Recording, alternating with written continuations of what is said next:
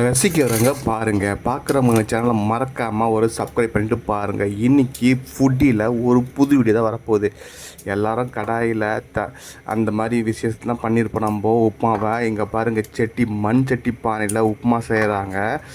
எப்படி செய்கிறான்னு ஒரு ஐடியா வந்துச்சு. பார்த்திங்கன்னா எல்லா பானலும் பிஸியாக இருக்குது. அதனால் பானையில் செய்கிறதுக்கு இல்லாத தொட்டு மண்பானை சட்டியில் செய்யலாம்னு சொல்லிட்டு ஒரு ஐடியா அதில் பார்த்திங்கன்னா வெங்காயம், பச்சை மிளகா, கருவேப்பிலை, கொத்தமல்லி, கடுகு எல்லாத்தையும் தாளித்து விட்டு ரவையை நல்லா வறுக்க விட்டு அதுக்கப்புறம் மண்பானை சட்டியில் சூப்பராக ஒரு உப்புமா செய்கிறாங்க. எப்படி இது ஃபைனலான்றதை நான் உங்களுக்கு காமிக்கிறேன். இது வரையும் நான் ஃபஸ்ட் டைமாக இதை பண்ணுறோம் மண் சட்டி பானையில். நீங்கள் ஆல்ரெடி இதை பண்ணியிருந்தால் எந்த அளவுக்கு டேஸ்ட்டாக இருக்கும், எப்படி வருன்றதை கமெண்ட் பண்ணுங்கள். ஃபஸ்ட் டைம்ன்றதை தொட்டு நான் உங்களுக்கு இதை காமிக்கிறேன்.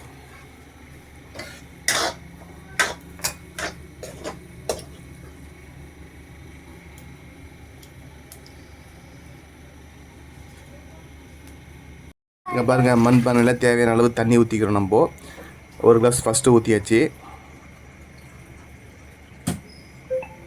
அதுக்கப்புறம் பார்த்திங்கன்னா ஒரு 3/4 கிளாஸு. அதுக்கப்புறம் பார்த்திங்கன்னா ஒரு 2 கிட்ட, ஏன்னா 3 டம்ளர் போட்டிருக்கோம். அதனால் ஒரு 2 கிட்ட நம்ம தண்ணி எடுத்துக்கிறோம். தண்ணி நல்லா கொச்சதுக்கப்புறம் நம்ம ரெடி பண்ணி வச்ச ரவை தூக்கி தண்ணியில் போட்டுக்கலாம். தேவையான அளவு கல்லுப்பு போட்டுக்கலாம் தண்ணியிலே. அதுக்கப்புறம் வாசனைக்கு தூக்கிறதுக்காக கொத்தமல்லி போட்டுக்கணுன்னா அந்த தண்ணியிலேயே அந்த சாசு இறங்கி அதோட சுவை, மனம் எல்லாமே அதில் இறங்கி நம்ம ரவை அதில் கொட்டும் போது சூப்பரான ஒரு ரவை உப்புமா ரெடி ஆகிடும்.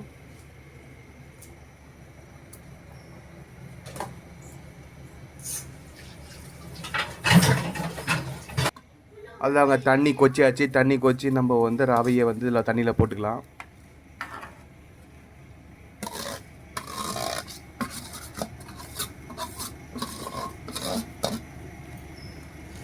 நல்லா கிளறி விட்டதுக்கப்புறம் எப்படி ஃபைனலாக வருதுன்றதை நான் உங்களுக்கு காமிக்கிறேன். மறக்காமல் ஸ்கிப் பண்ணாமல் நம்ம தொடர்ந்து வீடியோ பார்த்துட்டே இருங்க.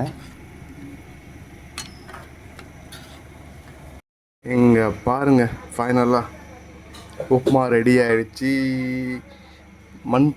சட்டி பானையிலையும் நம்மளுக்கு உப்புமா செய்ய முடியும் வரும்ன்றதை உங்களுக்கு நான் காமிச்சிட்டேன். இதை நாங்களும் ஃபஸ்ட் டைம் பண்ணுறோம். அதனால் சூப்பராகவே வந்திருக்கு. டேஸ்ட்டு அல்லு தான். நீங்களும் ட்ரை பண்ணி பார்த்துட்டு சாப்பிட்டு எப்படி இருக்குதுன்னு சொல்லுங்கள்.